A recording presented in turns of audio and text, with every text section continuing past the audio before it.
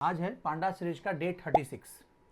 आज हम लोग जानेंगे कि हम लोग का जो डेटा फ्रेम होता है, तो अभी तक हम लोग data frame single data frame पे काम करते हैं, ठीक है। लेकिन जब रियल डेटा पे काम करोगे तो तुम्हें जो डेटा मिलेगा, रिकॉर्ड मिलेगा, वो अलग अलग डेटा फ्रेम में डिवाइड होता है, ठीक है। कुछ रिकॉर्ड दूसरे डेटा फ्रेम में मिलेंगे, कुछ रिकॉर्ड दूसरे डेटा फ्रेम में मिलते हैं, ठीक है। तो आज हम लोग जानेंगे कि क्यों डेटा को अलग अलग डेटा फ्रेम में रखते हैं और अलग अलग डेटा फ्रेम में रखेंगे तो हमें कैसे कंबाइन करना होगा, ये चीज जानेंगे आज, ठीक है।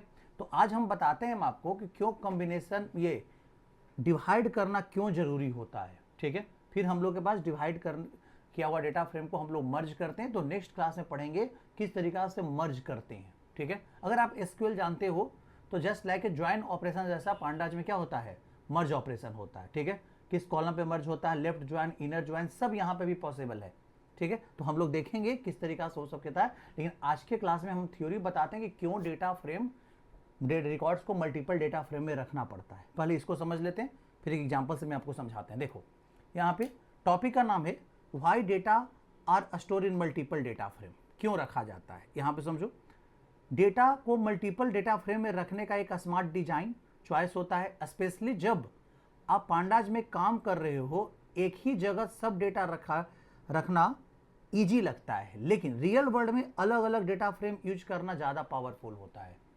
क्यों होता है, इसके नीचे का हम रीजन बताए हैं, यहाँ पे समझो। देखो अब यहाँ पे क्या है, डेटा ऑर्गेनाइज होता है, सबसे पहला चीज। अब एक चीज बताओ, अगर एक कंपनी में 100 इंप्लॉय है, 100 इंप्लॉय का डिटेल है और 100 इंप्लॉय का सैलरी भी उसी में रहेगा, तो हमें डेटा को फिल्टर करने में, ऑर्गेनाइज करने में मुश्किल होता है। बात को समझे। तो इस केस में डेटा को ऑर्गेनाइज करने के लिए सैलरी का हम अलग रजिस्टर बना ले, मतलब डेटा फ्रेम बना ले, क्लियर है। इंप्लॉय का डेटा फ्रेम अलग बना ले, डिपार्टमेंट का डेटा फ्रेम अलग बनाएंगे। क्यों बनाएंगे और कैसे रिलेशनशिप एस्टेब्लिश करेंगे भी हम आपको बताते हैं। नहीं चलो, तो डेटा को ऑर्गेनाइज करना अच्छा होता है। अलग अलग टाइप का डेटा अलग अलग डेटा फ्रेम में रखते हैं। देखो यहाँ पे जैसे इंप्लॉय का डेटा फ्रेम अलग बना लिए, इसमें सारा इंप्लॉय का डिटेल रहेगा। सैलरी का डेटा फ्रेम अलग बना लिए, इसमें सारा सैलरी का डिटेल रहेगा। और डिपार्टमेंट का डेटा फ्रेम अलग बना लिए, सारा डिपार्टमेंट का डेटा फ्रेम अलग होगा। क्लियर है। अब इससे डेटा क्लीन और मैनेजेबल रहता है। आपको अगर सैलरी देखना है हर एक इंप्लॉय का, तो आप सिर्फ सैलरी वाला डेटा फ्रेम ले लो, ठीक है। इंप्लॉय का डेटा फ्रेम देखने की जरूरत नहीं है। हाँ, लेकिन अब बोलोगे क्या कि सर वो सैलरी किस इंप्लॉय का है, ये नाम जाना, क्योंकि इंप्लॉय का नाम तो आप कहाँ रखे हैं, बात समझे। इंप्लॉय का नाम तो आपने कहाँ रखा, इंप्लॉय डेटा फ्रेम में, वो तो लाना होगा। तो इसी पर्पस के लिए तो कॉम्बिनेशन करते हैं ना, मर्ज करते हैं भाई। उसमें अलग है, उसको अलग, जब जरूरत पड़े, तुमको जब नीड है कि भाई हमको इंप्लॉय के नेम के साथ सैलरी दिखाना है, तो दोनों डेटा फ्रेम को मर्ज कर देंगे। बात समझे। अब यहां पे सबसे जो मेन चीज होता है मल्टीपल डेटा फ्रेम में रिकॉर्ड को रखना, वो होता है डेटा रिडंडेंसी को अवॉइड करना, कम करना, ठीक है। अब बोलोगे रिडंडेंसी क्या होता है। रिडंडेंसी होता है कि सेम डेटा बार बार आप मेंटेन करते हो, समझे। यहां पे सेम डेटा बार बार मेंटेन करोगे, इसी को बोलते हैं डेटा रिडंडेंसी। इसका एक एग्जांपल से हम आपको समझाते हैं, इसको समझो पहले। देखो जैसे मान लो कि हम एक इंस्टीट्यूट चला रहे हैं अभी, ठीक है। तो मेरे इंस्टीट्यूट में जितना भी स्टूडेंट है, सारा स्टूडेंट को हम एक ही डेटा फ्रेम में रिकॉर्ड को क्या कर लिए, स्टोर कर लिए। अब इससे प्रॉब्लम क्या आएगा, जो देखो, जैसे मान लो कि हर एक स्टूडेंट का अपना अपना आईडी होगा, तो एक कॉलम हमने बनाया आईडी का, एक कॉलम बनाए हम किसका, नेम का कॉलम बनाए, एक कॉलम बनाए सभी स्टूडेंट का एड्रेस रखने का, और एक कॉलम बना लिए सभी स्टूडेंट का फोन नंबर को रखने के लिए, ठीक है। एक कॉलम बनाए वो किस कोर्स में मेरे यहाँ एडमिशन लिया, वो कोर्स का डिटेल रखने के लिए, उस कोर्स का ड्यूरेशन रखने के लिए, उस कोर्स का फी को रखने के लिए एक कॉलम हम बना लिए। एक कॉलम हमने बना लिया क्या, वो किस बैच में पढ़ता है, तो बैच रखने के लिए, ठीक है। बैच का टाइम रखने के लिए, बैच टाइम रखने के लिए, इस तरीका से हमने बना लिया। अब बताओ, अब यहाँ पे अब एक स्टूडेंट मेरे यहाँ आकर एडमिशन लिया, तो उसका रिकॉर्ड हम इस डेटा फ्रेम के अंदर में रखेंगे आराम से। अब देखो, तो उसका आईडी हमने दिया 1, उसका नाम है मान लो राम, ठीक है। एड्रेस है पटना का रहता है, समझो यहाँ पे। और फोन नंबर इसका कुछ होगा 567889 कुछ करके होगा। कोर्स ये ना सी लैंग्वेज में एडमिशन लिया, किस लैंग्वेज में, सी लैंग्वेज में। सी लैंग्वेज का ड्यूरेशन कितना है, इसका ड्यूरेशन है 2 मंथ का, क्लियर है। फी कितना है, 4000 का फी है। अब उसका किस बैच में है, तो सी लैंग्वेज का मॉर्निंग का बैच पढ़ता है, वो 9 AM बैच का टाइमिंग है, उसमें रखता है, मतलब 9 AM बैच में रह रहा है। ठीक है, यहाँ पे बैच का टाइमिंग अलग से, यहाँ बैच का नाम हम मेंटेन कर सकते हैं। ठीक है, यहाँ पे हम सी बैच यहाँ लिख दें, इस तरीके से लिख दें, यहाँ बैच का टाइमिंग 9 AM हम अलग से मेंटेन कर रहे हैं। अब ये बताइए, अब तो मेरे यहाँ तो एक ही स्टूडेंट तो नहीं होगा सी लैंग्वेज में। अब मान लीजिए कि एक बैच में हम 100 लड़कन का एडमिशन लेते हैं सिर्फ सी लैंग्वेज में। समझो, यहाँ पे हम सी लैंग्वेज में कितना स्टूडेंट का एडमिशन ले रहे हैं, 100 स्टूडेंट का एडमिशन ले रहे हैं। अब बताओ, सभी 100 स्टूडेंट का रिकॉर्ड हम इसी टेबल में रखेंगे, क्या है, अब उसका आईडी कितना है 1, उसका नाम कुछ होगा, उसका एड्रेस कुछ होगा, उसका फोन नंबर कुछ होगा, उसका ये वाला चीज़ तो बार बार रिपीट करेंगे। सी लैंग्वेज, यहाँ 2 मंथ, ये आपका 4000, इसका उसी बैच में लिया, और उसका 9 AM जो है आपका उसका टाइम है। अब बताओ, ऐसा करने पर हमारे पास ये यहाँ से लेकर कोर्स ड्यूरेशन, फी, बैच और बैच टाइम, ये रिकॉर्ड 100 बार मेंटेन करना पड़ेगा फॉर ईच स्टूडेंट के लिए। This is called data redundancy. ठीक है, बात समझो, यहाँ पे इसी को बोलते हैं डेटा रिडंडेंसी, जहां पे आप सेम चीज बार बार क्या कर रहे हो, मेंटेन कर रहे हो। क्लियर हो रहा होगा, समझे। अब बताओ, अगर इसी चीज को अगर जावा में रहे, तो जावा में एक बैच हम जावा में बनाए, तो जावा कोर्स का फी अलग, उसका नाम बार बार हमको मेंटेन करना पड़ेगा। बताओ, तो सेम रिकॉर्ड बार बार क्यों मेंटेन कर, आप कोर्स का डिटेल बार बार क्यों मेंटेन करते हो, आप बैच का डिटेल बार बार क्यों मेंटेन करते हो। अरे भाई, बैच बना दिए तो उसका एक डिटेल को एक अलग डेटा फ्रेम में रख लो ना। ठीक है, उसका आप कोर्स आपके पास जितना कोर्स रहता है, कोर्स का इंफॉर्मेशन एक अलग डेटा फ्रेम में रखो। ठीक है, अब इसको कैसे मेंटेन करेंगे, अब देखो, अब इसको अच्छे से रियल वर्ल्ड में अगर काम करना है तो इसको कैसे मेंटेन करेंगे, जो देखो हम मेंटेन करेंगे इस तरीका से। हम एक डेटा फ्रेम बनाएंगे कोर्स के लिए, डेटा फ्रेम किसका, कोर्स का डेटा फ्रेम बनाएंगे। अब इस कोर्स डेटा फ्रेम में हम हर एक कोर्स का एक आईडी देंगे, कोर्स आईडी देंगे। ठीक है, हर एक कोर्स का एक नेम रहेगा, और हर एक कोर्स का एक ड्यूरेशन रहेगा, और हर एक कोर्स का हम क्या देंगे, फी देंगे। ये डेटा फ्रेम सिर्फ मेंटेन किसका कर रहा है, कोर्स को मेंटेन कर रहा है। अब बताइए, अब यहाँ पे कोर्स आईडी मान लीजिए हमने C1 रखा, नेम हमने दिया सी लैंग्वेज कोर्स का नाम है, ड्यूरेशन हमने 2 मंथ का रखा, और यहाँ पे फी जो है इसका 4000 रख दिया। अब यहाँ पे ये मेंटेन कर लिए एक रिकॉर्ड। अब हम कोर्स आईडी 2, ये जावा का कोर्स के लिए हम बना लिए, इसका 3 मंथ का ड्यूरेशन है, और इसका कोर्स फी जो है 7000 का है, ये मेंटेन कर लिए। अब यहाँ पे कोर्स आईडी कितना 3, हम यहाँ पे पाइथन का कोर्स बना लिए। ठीक है, इसका ड्यूरेशन कितना है, 3 मंथ का है, और यहाँ पे कोर्स आईडी इसका, कोर्स फी जो इसका 7000 है। बताओ, जितना कोर्स पढ़ाते हैं हम सभी कोर्स का डिटेल यहाँ पे रख लेंगे। समझ में आ रहा होगा, क्लियर है।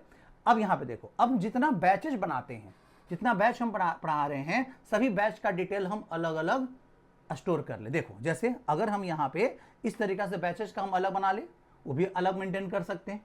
ठीक है, अब यहाँ पे समझो चीजों को। चलो अभी हम लोग कोर्स और स्टूडेंट पे बात कर लेते हैं। अब यहाँ पे देखो, समझो ध्यान से। अब इस केस में कोर्स का डिटेल अलग है, अब जो स्टूडेंट एडमिशन लेने आया उसका हम डेटा फ्रेम अलग बनाएंगे। तो हम एक डेटा फ्रेम बनाए किसका, स्टूडेंट का डेटा फ्रेम। क्लियर है। अब इस केस में हम क्या करेंगे, हर एक स्टूडेंट का आईडी रखेंगे, हर एक स्टूडेंट का नेम स्टोर करना चाहेंगे, और हर एक स्टूडेंट का हम एड्रेस स्टोर करना चाहेंगे। क्लियर है। और हर एक स्टूडेंट का हम फोन नंबर स्टोर करेंगे, और ये स्टूडेंट किस कोर्स में पढ़ता है ये कोर्स का डिटेल नहीं रखेंगे, हम उस कोर्स का आईडी यहां पे स्टोर कर देंगे, कोर्स आईडी। ठीक है। अब बताओ, अब मान लो कि पहला स्टूडेंट राम है, ये क्या कहा कि भाई हम सी लैंग्वेज में एडमिशन लिए हैं, इसका पटना का है, फोन नंबर कुछ होगा, तो यहां पे सिर्फ कोर्स आईडी C1 ले लो। तो इस तरीका से जितना भी स्टूडेंट सी लैंग्वेज में होगा सबका कोर्स आईडी ही सिर्फ यहां मेंटेन करना होगा, सिर्फ C1 हम रख देंगे। समझ में आ रहा है यहाँ पे क्लियर। तो अब बताओ कितना डेटा रिडंडेंसी तुम्हारा कम हो गया। यहां बार बार आप मेंटेन कर रहे थे सेम रिकॉर्ड, सी लैंग्वेज, ड्यूरेशन 2 मंथ, फी 4000, हम वो सिर्फ एक बार मेंटेन किए ना। ठीक है। और उसका आईडी यहां पे पुट कर दिए। अगर मान लीजिए अगला जो स्टूडेंट है जिसका नाम मोहन है, और ये आपका जो है गया का है, और ये जो है इसका कोई फोन नंबर है, लेकिन ये जावा में एडमिशन लिया, तो इसका कोर्स आईडी सिर्फ C2 रख देंगे। हम उसके कोर्स आईडी से पहचान जाएंगे कि ये किस कोर्स में क्या लिया है, एडमिशन लिया है। ठीक है। तो बार बार मेंटेन नहीं करना पड़ा। अगर कोई हमसे पूछेगा कि बताइए सर मेरा कौन सा कोर्स में एडमिशन, उसका डिटेल बताइए, तो हम बोलेंगे तुम अपना कोर्स आईडी बताओ। हम कोर्स आईडी के बेसिस पर हम इसमें से, हम इस डेटा फ्रेम में से निकाल लेंगे भाई किसका कोर्स आईडी C2 है, वो इसका इंफॉर्मेशन उसको हम बता देंगे कि जावा है, इसका ड्यूरेशन 3 मंथ का है, इसका फी इतना है। बताओ, बार बार मेंटेन नहीं ना करना पड़ा। तो ये दोनों, जब हम लोग को रियल वर्ल्ड में काम करेंगे तो ये दोनों डेटा फ्रेम को मर्ज करेंगे, ज्वाइन करेंगे। बात समझे? क्लियर? हमसे कोई यही पूछ सकता है ना, हर एक स्टूडेंट का, समझे यहाँ पे, हर एक स्टूडेंट का कोर्स बताइए, कौन स्टूडेंट कौन कौन कोर्स में एडमिशन लिए हुए हैं। अब बताओ, कोर्स का डिटेल तो है डेटा फ्रेम कोर्स में, ठीक है, और एक डेटा फ्रेम स्टूडेंट का है। अब दोनों को मर्ज करेंगे ना, तब हम स्टूडेंट डेटा फ्रेम से नेम निकाल लेंगे, स्टूडेंट डेटा फ्रेम से हम एड्रेस निकाल लेंगे, ठीक है। अगर हमें बोला तो हमें नेम बोल रहा है, कोर्स का नाम बोल रहा है। अब कोर्स का नाम कहाँ है? कोर्स टेबल में। और डेटा फ्रेम कहाँ है? ठीक है, बताओ, नेम स्टूडेंट का नाम कहाँ है? डेटा फ्रेम स्टूडेंट में। अब ये बताओ, अब इस केस में हमें मैच क्या कराना होगा कि इस जिसका जिसका कोर्स आईडी, इसका कोर्स आईडी और इसका कोर्स आईडी मैच कर रहा है, वो हमें मिला दो। अब बताओ, अब हम इस डेटा फ्रेम को हम मिलाएंगे किससे? हम इसके कोर्स आईडी से मिलाएंगे, ऑन सी आईडी। क्लियर है? तो जो जो सी आईडी इसका, जो जो सी आईडी स्टूडेंट डेटा फ्रेम का मैच करेगा, उसका कोर्स नेम निकाल के हमें दे दो। निकाल के दे देगा आराम से, कोई दिक्कत नहीं होगा। क्लियर है? तो नेम भी आ जाएगा, कोर्स का नाम भी आ जाएगा। मेंटेन हम सिर्फ एक बार किए। तो मर्ज का यही मतलब होता है, ज्वाइन का यही मतलब होता है। बात समझे? बताओ, कितना अच्छा से आप मेंटेन कर लिए सारा चीजों को। तो रियल वर्ल्ड में जब काम करोगे तो तुम्हें अलग अलग टाइप का डेटा को अलग अलग डेटा फ्रेम में रखता है, ठीक है, जिसको जनरली इस डिवीजन प्रोसेस को हम लोग नॉर्मलाइजेशन भी बोलते हैं। एसक्यूएल जब पढ़ोगे तो वहां पे ये चीज आपको अच्छे से समझाया जाता है कि नॉर्मलाइजेशन क्या है, डेटा को हम क्यों अलग अलग डेटा फ्रेम में डिवाइड करते हैं, टेबल में डिवाइड करते हैं। बस अंतर तो ये ना है, एसक्यूएल में उसको टेबल बोलते हैं, यहाँ पे क्या बोल रहे हैं? डेटा फ्रेम बोलते हैं। यहाँ भी एकदम सेम है, लेफ्ट ज्वाइन है, इनर ज्वाइन है, राइट ज्वाइन है, सब ऑपरेशन यहाँ भी परफॉर्म होता है। तो अब तो समझ में आ रहा है, मेन ऑब्जेक्टिव यही होता है कि आप डेटा रिडंडेंसी को कम करें। सेम डेटा आप बार बार मेंटेन कर रहे हो, और इसके कारण आपके पास प्रॉब्लम क्या आएगा पता है? प्रॉब्लम क्या आएगा? मान लीजिए कि एक स्टूडेंट जो आया, सी लैंग्वेज में एडमिशन लिया, अब इसका कोर्स फी गलती से हमसे 8,000 चढ़ गया। बताओ बताओ, सेम कोर्स का गलती से, क्योंकि अब बार बार मेंटेन करोगे, बार बार एक ही रिकॉर्ड को इंसर्ट करोगे, तो हो सकता है कहीं पे उसका क्या हो जाए, गड़बड़ हो जाए, ठीक है। तो अब तो बोलेगा सर उसका फी 4,000 चाहे कोर्स का फी 4,000, तो हमसे यहाँ मेरे पास फी 8,000 कैसे चढ़ा हुआ है, ये तो बोलेगा आपको। तो इंसर्शन अपडेशन करने में भी तो प्रॉब्लम आता है। जब डेटा रिडंडेंसी बार बार करोगे तो सेम डेटा को बार बार मेंटेन करोगे, तो समझ में आ रहा होगा यहाँ पे। तो इस कारण हम लोग को डेटा फ्रेम में मल्टी रिकॉर्ड को मल्टीपल डेटा फ्रेम में क्या करते हैं? डिवाइड करते हैं। बस यही बात हम यहाँ पे नोट्स में भी लिखे हैं, रिडंडेंसी को अवॉइड करना। अगर सब कुछ एक ही डेटा फ्रेम में रखेंगे तो डेटा रिपीट होगा। देखो आपको बताया, डेटा रिपीट का मतलब डुप्लीकेट वैल्यू होगा। मेमोरी झूठ मूठ का वेस्ट हो रहा है, कोई मतलब ही नहीं बनता है उसका। क्लियर है? समझिए यहाँ पे। और यहाँ पे मल्टीपल डेटा फ्रेम, देखो यहाँ पे कहता क्या है कि no duplicate. Multiple data frame में अगर रखेंगे तो डुप्लीकेट नहीं होगा। नो डुप्लीकेट तो लिखना गलत बात है, हम डुप्लीकेट कम कर सकते हैं, रिडंडेंसी को रिड्यूस किया जा सकता है, एकदम से हटाया नहीं जा सकता है, ठीक है। चलो अब बात करेंगे रियल वर्ल्ड डेटा डिजाइन में ये जरूरत पड़ता है। ये कंसेप्ट डेटाबेस जैसे होता है नॉर्मलाइजेशन, उस पर अभी हम बताएं आपको। इंप्लॉय टेबल अलग है, ऑर्डर का टेबल अलग है, प्रोडक्ट का टेबल अलग है, बस समझे, सब अलग अलग हम लोग बनाते हैं आराम से, ठीक है। अब यहाँ पे देखो, बाद में मर्ज करके कंबाइन करके अपना रिजल्ट को प्रोड्यूस कर लेते हैं, ठीक है। तो हम लोग पढ़ेंगे नेक्स्ट क्लास में मर्ज फंक्शन कैसे काम करता है, कैसे मल्टीपल डेटा फ्रेम को मर्ज करते हैं, कैसे इनर मर्ज करते हैं, ऑर्डर कैसे करते हैं, ये सारा चीज देखेंगे। परफॉर्मेंस बेटर होता है, ऑफ कोर्स परफॉर्मेंस बेटर होगा ना, क्योंकि डेटा बहुत अच्छे से ऑर्गेनाइज है ना, फास्ट प्रोसेसिंग हो जाएगा, ठीक है, इजी फिल्टरिंग हो जाएगा, इफिशिएंट मेमोरी यूजेज हो जाएगा, कितना अच्छा है। फ्लेक्सिबिलिटी इन एनालिसिस, ये भी बहुत इंपॉर्टेंट होता है। अगर बाय द वे तुम्हें क्या चाहिए कि हर एक स्टूडेंट का कोर्स, ठीक है, समझो यहाँ पे, और उसका हर एक स्टूडेंट का नेम और उसका कोर्स चाहिए, तो तुमको कंबाइन करना पड़ेगा कौन सा डेटा फ्रेम? स्टूडेंट और कोर्स वाला। लेकिन हर एक स्टूडेंट का कोर्स और बैच चाहिए, तो तुम्हें कंबाइन करना होगा कौन सा डेटा फ्रेम? स्टूडेंट और बैच वाला। कितना अच्छा होगा, क्लियर है। तो आप ना डिफरेंट कॉम्बिनेशन बना सकते हो यहाँ पे ना, अगर ये पॉसिबल है तो। आप सारा रिकॉर्ड एक ही जगह रख दोगे तो कॉम्बिनेशन तो सेम होगा नहीं, एक ही कॉम्बिनेशन हो जाएगा, डिफरेंट कॉम्बिनेशन तो बनेगा नहीं। तो हम अलग अलग डेटा का व्यू बना सकते हैं इसके कारण, समझ में आ रहा होगा। तो इस तरीका से आप जब आगे बढ़ोगे, जब रियल वर्ल्ड में जाओगे, तो तुमको डेटा एक ही जगह एक ही डेटा फ्रेम में नहीं मिलने वाला है, अलग अलग डेटा फ्रेम में मिलने वाला है, और हमें अलग अलग डेटा फ्रेम को मर्ज करना पड़ेगा ही पड़ेगा 100%। क्लियर है? तो नेक्स्ट क्लास में हम आपको बताएंगे कैसे मर्ज करेंगे, ठीक है। मिलते हैं नेक्स्ट क्लास में।